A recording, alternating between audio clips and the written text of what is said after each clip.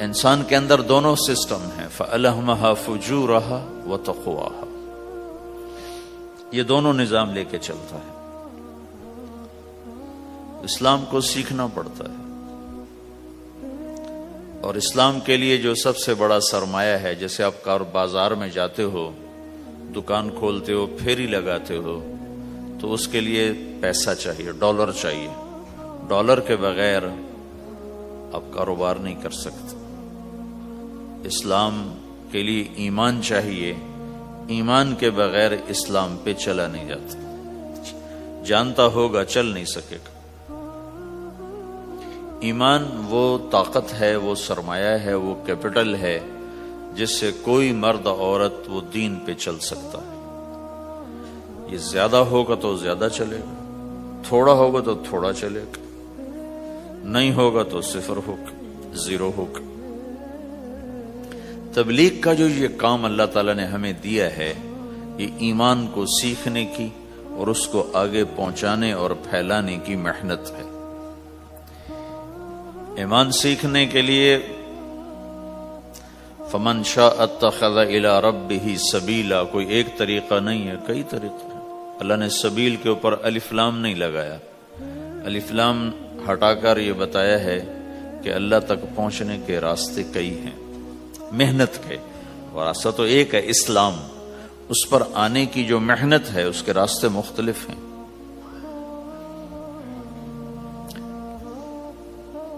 ہاں، آگے پہنچانے کے لیے تبلیغ کے سوا اور کوئی راستہ کوئی نہیں۔ یہاں آ کر تبلیغ منفرد کا کام منفرد ہو جاتا ہے کہ کسی محنت میں گشت کوئی نہیں سوائے تبلیغ، صرف تبلیغ ہے جس میں گشت ہے کہ خود چل کے جاؤ۔ اگر میرے پاس وہ میرے کالج کا لڑکا نہ آتا تو مجھے تو نہیں پتا تھا تبلیغ کیا چیز، نہ دین کا پتا تھا نہ دنیا کا پتا تھا۔ تو کوئی چل کے آیا اور اس نے ہاتھ پکڑا، اور دعوت ہے ہی بے طلبوں کے لیے، مدرسہ تو طلب والوں کے لیے، وہاں تو تعلیم ہوتی، تبلیغ نہیں ہوتی۔ خانقاہ تو طلب والوں کے لیے ہے، اور دعوت بے طلب لوگوں کے لیے، جو سننا نہیں چاہتے، جو قریب نہیں آنا چاہتے۔ اور ایسا طبقہ کروڑوں اربوں کی تعداد میں موجود، انہیں دین پر لانے کے لیے یا دین کی بات ان کے کان میں ڈالنے کے لیے سوائے گشت کے اور کوئی عمل کوئی نہیں۔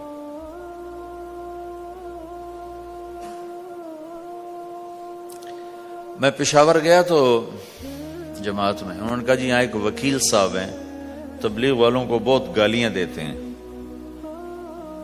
شکل دیکھتے ہی گالیاں دینا شروع کرتے ہیں آپ کے علاقے کے، آپ کے علاقے کے۔ میں کہا اچھا ملاؤ۔ پشاور میں رہتا تھا، وکالت کرتا تھا، میرے علاقے کا میاں چنو ایک چھوٹا سا ٹاؤن ہے وہاں کا تھا، میں اس کے قریب تلمبا ایک چھوٹا سا ٹاؤن ہے میں وہاں۔ تو جب ہم ان کے دروازے پر گئے اور نوک کیا تو دروازہ کھلتے ہی انہوں نے وہی کام شروع کر دیا، دیکھتے ہی۔ اور کہا میں نے تمہیں کتنی دفعہ کہا ہے، وہ جو مقامی، کہ تبلیغ والوں کو میرے دروازے پر مت لایا کرو۔ تو اب بتاؤ، میں اگر یہ تبلیغ کے رگڑے نہ لگے ہوتے تو میں تو 2 تھپڑ اس کے منہ پہ مارتا، یا مفتی صاحب کی طرف فتویٰ سناتا تو اسلام سے خارج ہو گیا ہے، توبہ کر۔ میں نے اس سے کہا بھائی میں تو تبلیغی بن کے آپ کے پاس نہیں آیا، میں تو اس لیے آیا ہوں کہ مجھے پتہ چلا کہ آپ میاں چنو کے ہیں اور میں تو لمبے کا ہوں، تو میں تو اس لیے آپ کو ملنے آیا ہوں۔ تو ایسے ہوا، اچھا آپ تو لمبے کے ہو؟ میں نے کہا تو لمبے کا ہوں۔ کہو اچھا اچھا اچھا، بڑی مہربانی، فرمائیے۔ میں نے کہا فرمائیے ایسے تو نہیں ہوگا، گھر بٹھاؤ پھر فرمائیے ہوگا۔ تو اس نے دروازہ کھولا، ہمیں بٹھایا، میں نے کوئی تبلیغ کی بات نہیں کی، چائے وائے پلائی۔ تو میرے والد صاحب اپنے علاقے کے مشہور آدمی تھے، تو جب میں نے اپنا تعارف کرایا تو وہ اور خوش ہو گیا، کہا تو آپ کے باپ کا الیکشن تو میں نے لڑا ہے، ان کے لیے ووٹ مانگنا۔ تو ایسا خوش ہو گیا اور کھل گیا اور چائے پلائی، بات چیت ہوتی رہی۔ تو اٹھتے ہوئے میں نے کہا فلاں مسجد میں ہماری جماعت آئی ہوئی ہے۔ میں نے کہا چلو آپ کو بتا دوں، مغرب کے بیان میں وہ آیا ہوا تھا۔ پھر جتنے دن میں وہاں رہا وہ آتا رہا، میں واپس چلا گیا۔ اس میں کئی سال گزر گئے۔ لاہور کیولری گراؤنڈ ایک مشہور جگہ، وہاں میرا بیان تھا۔ جو کرکٹر آئے ہوئے تھے، ان کو ہم نئے سعید انور، انضمام، مشتاق، ان کو ہم قریب کر رہے تھے، اس وقت نئے ان کو قریب کر رہے تھے۔ تو یہ لوگ آئے ہوئے تھے۔ تو بیان کے بعد ان کو لے کر ہم ایک کمرے میں بیٹھے۔ اس کمرے کی دیوار شیشے کی تھی، تو لوگ اندر آنے کی کوشش کر رہے تھے، تو ان پہرے والے ان کو روک رہے تھے۔ تو اس میں سے ایک آدمی منہ اوپر کر کے میری طرف سے اشارہ کرے، تو میں نے دیکھا تو ایک آدمی کی بڑی داڑھی، اور وہ مجھے ایسے اشارہ کر رہا ہے۔ میں نے نہیں پہچانا۔ تھوڑی دیر کے بعد میں نے غور سے دیکھا تو وہ وہی وکیل صاحب پشاور والے۔ میں نے کہا بھائی ان کو اندر بلاؤ، اندر بلاؤ۔ وہ اندر آئے تو میں اٹھ کے ملا، کہنے لگے یہ دیکھو، یہ تمہارا ایک گشت، میرا وقت بھی لگ چکا ہے، بدنوں کا چلہ لگا ہے یا 3 چلے لگے ہیں۔ تو جو دیکھو نا، آپ میں سے کئی لوگ پھیری لگاتے ہیں، جس کو گجرا پھیری لگاتا ہوں، پھیری۔ میں پہلے سمجھا ہی نہیں، پھیری تو کہتے ہیں چھوٹے جہاز کو جو سمندر میں چلتا ہے۔ میں سمجھا یہ پھیری لگاتے ہیں، پھیری، اور وہ تو گجراتی میں پھیری کہتے ہیں پھیری کو۔ تو پہلے تو میں چکر کھاتا رہا کہ یہ کیا ہے پھیری، پھیری تو چھوٹے جہاز کو کہتے ہیں، چھوٹا بحری جہاز۔ تو پھر بعد میں کسی نے کہا کہ یہ چل پھر کے سودا بھیجا۔ اچھا، پھیری کو پھیری کہہ رہے ہیں، تم خدا کو خدا کر دیتے ہو، خدا کا شکر۔ ایک تو خدا لفظ ہی میں نے پہلے کہا تھا، بولنے کا نہیں ہے، ایک اس کو خدا کو خدا کر دیتے ہو، خدا کی قسم۔ تو تم پھیری لگاتے لگاتے گاہک بنا لیتے ہو، نہیں بناتے ہو؟ پھیری لگاتے لگاتے تم اپنے گاہک بنا لیتے ہو۔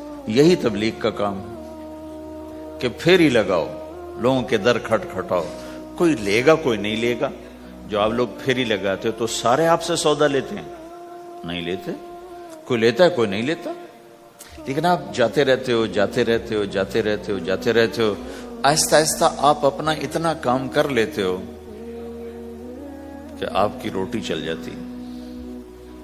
تو سارے نبیوں نے پھیرا لگایا، کوئی نبی گھر نہیں بیٹھا کہ میرے پاس کوئی آئے گا تو اسے سکھاؤں گا۔ ہر نبی نے پھیرا لگایا۔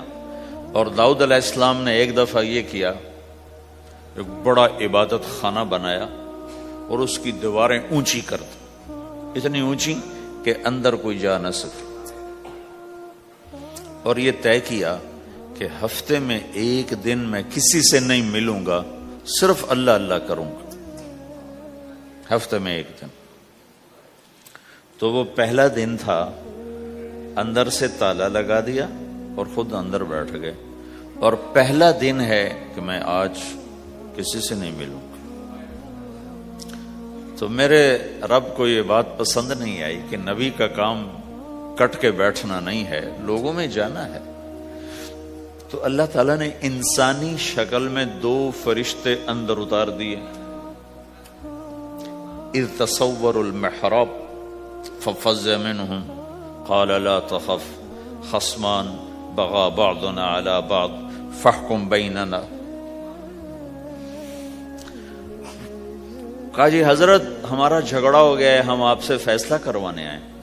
تو داؤد علیہ السلام ڈر گئے کہ دروازہ بند ہے، یہ آئے کہاں سے؟ دیوار اتنی اونچی ہے کہ اس کے اوپر سے چھلانگ لگا کے بھی اندر نہیں آ سکتے، تو یہ کون ہے، آئے کہاں سے؟ دروازے کو دیکھیں تالا لگا ہوا ہے، دیوار کو دیکھیں اتنی اونچی ہے، تو کون چھلانگ لگا کے اندر آئے گا؟ تو ڈر گئے۔ تو کہنے لگے جی آپ ڈرے نہیں، ہمارا جھگڑا ہو گیا۔ کہ کیا جھگڑا ہے؟ کیا جھگڑا ہے؟ کہ هذا اخی له 99 نعجة ولی نعجة واحدة فقال اکفلنیها وعزنی فی الخطاب. یہ میرا بھائی ہے، اس کے پاس 99 بکریاں ہیں، بھیڑیں، 99 بھیڑ ہے، اور میرے پاس ایک ہے. یہ مجھے کہتا ہے ایک بھی مجھے دے دے، میری 100 پوری ہو جائے. تو آپ بتاؤ یہ غلط کر رہا ہے کہ ٹھیک کر رہا ہے؟ اب یہ فیصلہ تو آپ چھوٹے سے بچے سے بھی کروا سکتے ہو، نہیں؟ یہ تو لطیفہ سا بن گیا، داؤد علیہ السلام کے لیے لطیفہ بن گیا کہ ایک آدمی کہتا ہے جی میرے پاس 99 ہے، تیرے پاس ایک ہے، تو ایک مجھے دے دے، میری 100 ہو جائیں. تو داؤد علیہ السلام سوچ میں پڑ گئے یہ چکر کیا ہے. تو ایک دم ان کو خیال آیا کہ جیسے میرے رب نے مجھے پیغام بھیجا ہے کہ داؤد تجھے بندوں کو دعوت دینے کے لیے بھیجا ہے، مصلی پر بیٹھنے کے لیے نہیں بھیجا. ہاں مصلی پر بیٹھنا ہے، اس کے لیے رات ہے. قم اللیل الا قلیلا نصفہ او انقص منہ قلیلا او زد علیہ ورتل القرآن ترتیلا. چل ومن اللیل فتہجد بہ نافلۃ لک عسى ان یبعثک ربک مقاما محمودا. رات ہے، آ جاؤ. ان ناشئۃ اللیل ہی اشد وطئا واقوم قیلا. آجا آجا، رات بڑی مزے کی چیز ہے، تو اور میں تنہا. فاذا فرغت فانصب والى ربک فارغب. آ جاؤ. تتجافى جنوبهم عن المضاجع يدعون ربهم خوفا وطمعا ومما رزقناهم ينفقون. رات تیری میری، دن میرے بندوں کے لیے. نہیں بیٹھ سکتا، تسبیح پکڑ کے نہیں بیٹھ سکتے ہو. تو اس پر داؤد علیہ السلام سجدے میں گرے. آیت سجدہ ہے اس لیے میں نہیں پڑھتا ہوں. سجدے میں گرے اور کہا یا اللہ معافی کر، یا اللہ معاف کر دے، یا اللہ معاف کر دے. میں نے دروازے بند کر لیے، حالانکہ یہ میرے منصب کے خلاف تھا. اس پر اللہ سے معافی مانگی. تو چل کے جانا نبیوں کی صفت ہے، یہی ہماری صفت. اس امت کو یہ کام دیا گیا کہ یہ اوروں کے پاس جا کے اپنا سودا پیش کر، اپنوں کو بھی سنبھالے اور غیروں تک بھی پہنچے. نہیں سنتے پھر جاؤ، نہیں سنتے پھر جاؤ. کیونکہ دلوں کا پھیرنا اللہ کے ہاتھ میں ہے، تیرے ذمہ آواز لگانا ہے. اللہ تعالیٰ نے تقسیم کر دی. قم اللیل الا قلیلا، رات اللہ کے پاس آ جا. دن میں کیا کر؟ ان لک فی النہار سبحا طویلا، تیرا دن میں کام بہت زیادہ ہے. سبحا طویلا، دعوت کے کام کو تیرنے سے تشبیہ دی ہے. سبح تیرنے کو کہتے. اللہ کے نبی کا ایک گھوڑا تھا جس کا نام تھا سبحہ، میں نے بتایا تھا پہلے دن. وہ اتنا تیز چلتا تھا جیسے تیر رہی ہو، اس لیے اللہ کے نبی نے خود اس کا نام سبحہ رکھا تھا، تیرنے والا. تو تبلیغ کے کام کو تیرنے سے تشبیہ دی کہ آپ نے لمبا تیرنا ہے. اور مکے میں تو پانی کوئی نہیں، تو کہاں تیرنا ہے جی؟ سارے مکے میں پانی کا قطرہ کوئی نہیں، زمزم کے کنویں کے سوا، تو تیرنا کہاں ہے؟ یہ اس دعوت کے کام کی بڑی خوبصورت تصویر ہے. سبحا طویلا. حالانکہ اللہ فرماتا ہے ان لک فی النہار شغلا طویلا عملا عظیما جہدا طویلا، لیکن سبحا طویلا. جو آدمی چل رہا ہوتا ہے اگر وہ بیٹھ جائے تو کوئی نقصان تو کوئی نہیں. گاڑی چلا رہا ہے، کہیں گاڑی روک لے تو کوئی نقصان تو کوئی نہیں، تھوڑی دیر سے پہنچ جائے گا. کہیں گاڑی کھڑی کر کے کافی پینے لگ گیا تو کوئی مسئلہ تو کوئی نہیں ہے، آدھا گھنٹہ دیر سے گھر پہنچ جائے گا. تیرنے والا پانی میں اتر گیا، اب یہ رک سکتا ہے؟ کیوں بھائی؟ اگر یہ کافی پینے کا ارادہ کرے تو کہاں جائے گا؟ تو مچھلی کے پیٹ میں جائے گا. پانی میں اترنے کے بعد اختیار ختم ہے، اب تیرنا ہے. کہاں تک؟ دوسرا کنارہ جب تک ہاتھ میں نہیں آتا تیرنا ہے. سبحا طویلا، جب تک آخرت کا کنارہ ہاتھ میں نہیں آتا اے میرے نبی تجھے دعوت کا کام کرتے ہی رہنا ہے، کرتے ہی رہنا ہے، کرتے ہی رہنا ہے، تیری چھٹی کوئی نہیں. سبحن میں یہ اشارہ تھا کہ چھٹی کوئی نہیں، یہ موت تک کا کام ہے. وَاعْبُدْ رَبَّكَ حَتَّى يَأْتِيَكَ الْيَقِينُ. آئے ہائے، جب یہ آیت اتری یا ایھا المدثر قم فانذر وربک فکبر، اے میرے محبوب اٹھ جا، اٹھ جا، میرا پیغام سنا، تو لیٹا ہوا ہے۔ تو اس پر آپ نے کہا خدیجہ انقطع ایام النوم والراحہ، میرے آرام کے دن چلے گئے، میرے سونے کے دن چلے گئے، میرے رب نے مجھے کہا ہے اٹھ جا اور میرا پیغام سنا۔ تو اس وقت تو کوئی جاننے والا نہیں تھا، تو پہلے آپ چپ کے بات فرما رہے تھے، پھر اللہ نے کہا کھل کے کہہ، تو پھر آپ نے کہا میں خدیجہ میں کس کو کہوں، میری کون سنے گا، من ادعو من یستجیب۔ تو حضرت خدیجہ نے عرض کی یا رسول اللہ آپ دعوت دینے میں پہل کریں، میں لبیک کہنے میں پہل کرتی ہوں۔ تو بھائیو، دعوت ہمارا سرمایہ ہے، دعوت سے ایمان بنتا ہے، ایمان سے عمل بنتا ہے۔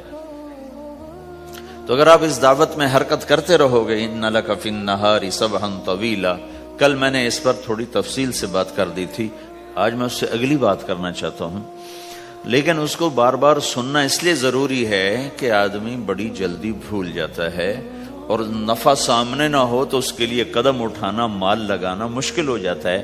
آپ پھیری بھی تو لگاتے ہو، تو شام کو پیسہ ہاتھ میں آتا ہے تو تھکاوٹ چلی جاتی۔ میں نے ایک شخص سے کہا تھوڑا تبلیغ میں وقت دے دو بھائی، کہا جی مجھے گولیاں لگی تھیں تو اس کے بعد میرے بدن میں درد ہوتا ہے، تو میں ٹائم نہیں دے سکتا۔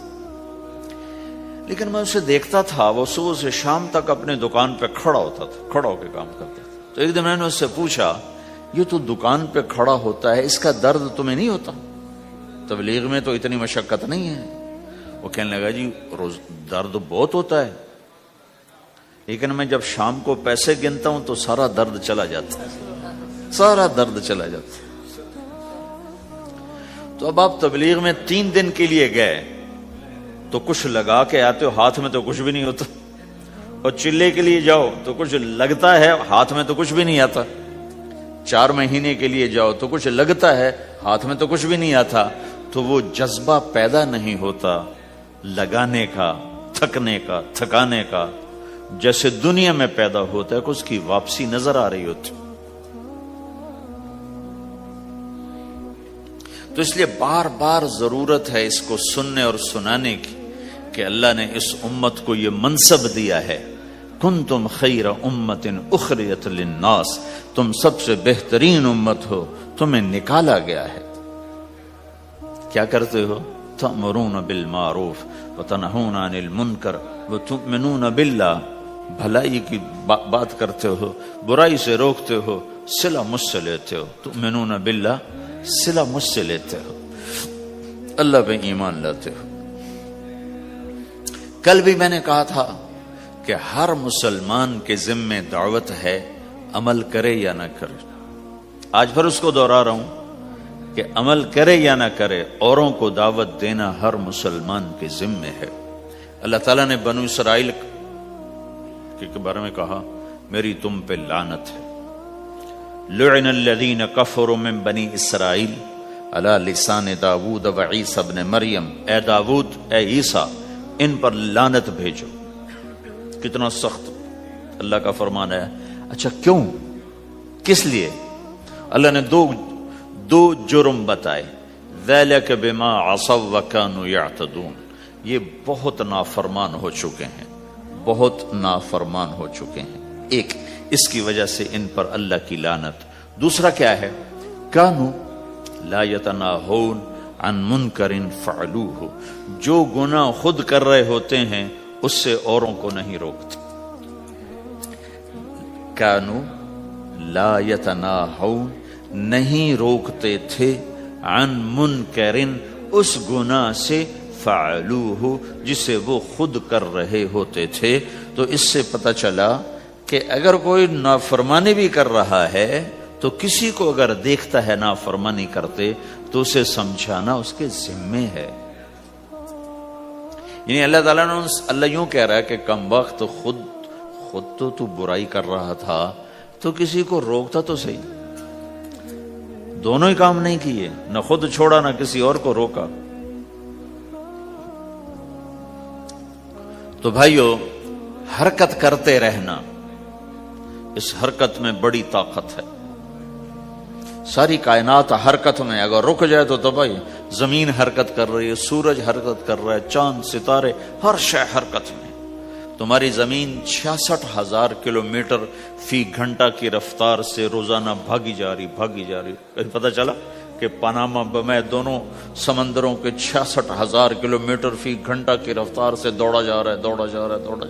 تمہارا سورج 6 لاکھ میل 9 لاکھ کلومیٹر فی گھنٹہ کی رفتار سے دوڑتا جا رہا ہے. حرکت کے ساتھ زندگی ہے، حرکت ختم ہوگی زندگی ختم ہو جائے گی. اب لوگوں نے حرکت کی، اپنے ملکوں کو چھوڑ کر آئے، اللہ نے آپ کو روزگار دے دیا، باعزت روزگار دے دیا. تو بھائیو اللہ کے دین کے لیے حرکت کرتے رہنا، عمل بھی آ جائے گا انشاءاللہ. ایک دن دیکھو گے زندگی بدلے گی. ہمارے بزرگ تھے، ساتھی فوت ہو گئے، تو ان کا بیٹا PIA میں کیپٹن تھا، جہاز اڑاتا تھا. تو انہوں نے کہا بیٹا نماز پڑھ لیا کر. کہا ابا فرصت نہیں ملتی، بہت کام ہوتے. کہا اچھا چلو نماز کے وقت ایک آدمی کو دعوت دے دیا کر، 5 نمازیں ہیں، 5 دفعہ دعوت دے دیا کر. وہ کہنے لگا میں دعوت دوں؟ خود تو میں پڑھتا نہیں، دوسرے کو کیسے دعوت دوں؟ کہا بیٹا ایک تو میری مان لے، نماز کا انکار کیا ہے تو یہ تو مان لے کہ چلو کسی کو کہہ دیا کر کہ بھائی نماز پڑھا کرو.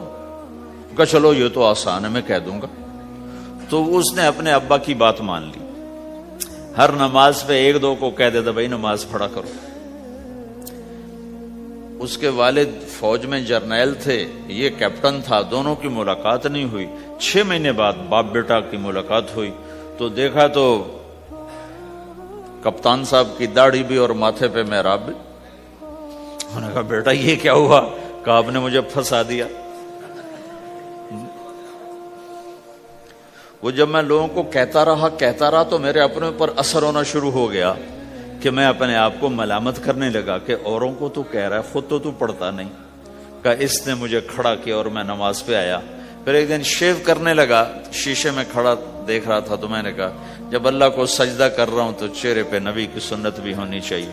تو میں نے سیفٹی بھی پھینک دی، میں داڑھی بھی رکھ لی. تو تبلیغ کا کام کرتے رہنا، ہم فرشتے نہیں بن سکتے. ایک دفعہ ایک آدمی نے میرے اوپر بڑی چڑھائی کی، تم تبلیغ والے منافق ہو، کہتے کچھ ہو کرتے کچھ ہو، تمہارے قول اور فعل میں بہت فرق ہے، بہت. جب ان کا غصہ اتر گیا تو میں نے ان سے کہا بھائی 100 نمبر تو اللہ نے بھی نہیں مانگے، آپ کیوں مانگتے ہو؟ اللہ نے کہا ہے فمن ثقلت موازینہ، جس کی نیکیاں بڑھ جائیں گی گناہ تھوڑے ہوں گے تو پاس کر دوں گی. تو 100 نمبر تو اللہ نے بھی نہیں کہا کہ ایک گناہ تیرے کھاتے میں نہیں ہونا چاہیے. 100/100 نمبر لے گا تو جنت دوں گا، نہیں تو ریپٹ مار کے جہنم میں ڈالوں گا. تو 100 نمبر تو اللہ بھی نہیں مانگتا. اسے پتا ہے میرا بندہ کمزور ہے، کبھی گناہ کرے گا کبھی نیکی کرے گا. تو وہ کہتا ہے جس کے پاس 51 نیکیاں ہوئیں اور 50 گناہ ہوئے تو لوں گا تو 51 جھک جائیں گے نا، 50 معاف. مثال دے رہا ہوں میں. ہمارے علاقے میں ایک ذمہ دار تھے، وہ ذکر بھی بہت کرتے تھے، گالیاں بھی بہت دیتے. ادھر سبحان اللہ تیرے فلانے الحمدللہ کے ساتھ ایک پھکڑ تولتے تھے. ساری زندگی وہ ایسا ہی کرتے رہے. جب وہ فوت ہو گئے تو کسی نے ان کو دیکھا تو انہوں نے پوچھا کہ میاں صاحب آپ کے ساتھ کیا ہوا؟ آپ تو گالیاں بہت دیتے تھے. خود انہوں نے پوچھ رہے آپ تو گالیاں بہت دیتے تھے تو آپ کے ساتھ کیا ہوا؟ کہ اللہ تعالیٰ نے میرے ذکر اور میری گالیوں کو تولا تو میرا ذکر بڑھ گیا تو میری بخشش ہو گئی. اللہ نے بھی کاؤنٹنگ رکھی ہے، پرفیکشن مانگی ہی نہیں. اگر اللہ پرفیکشن مانگتا تو پھر آپ کہتے تم کرتے کچھ ہو کہتے کچھ ہو. اگر میں کہتا صحیح ہوں تو ایک نیکی تو کر رہا ہوں اور کرتا نہیں ہوں تو ایک گناہ کر رہا ہوں. کیا پتا میرا رب میرے کہنے کے طفیل میرے نہ کرنے کو معاف کر دے. بس ایک صورت میں ہے کام خطرناک کہ اگر میں اس کہنے سننے کو اپنی دنیا بنانے کا ذریعہ بنا لوں پھر خطرناک ہے. تأمرون الناس بالبر وتنسون انفسکم وانتم تتلون الکتاب، وہ یہ آیت ہے. لیکن اگر میرے اندر اخلاص ہے تو پھر میں انسان ہوں، کبھی اچھا کروں گا کبھی برا کروں گا، لیکن میرے ذمہ صدا لگانا ہے.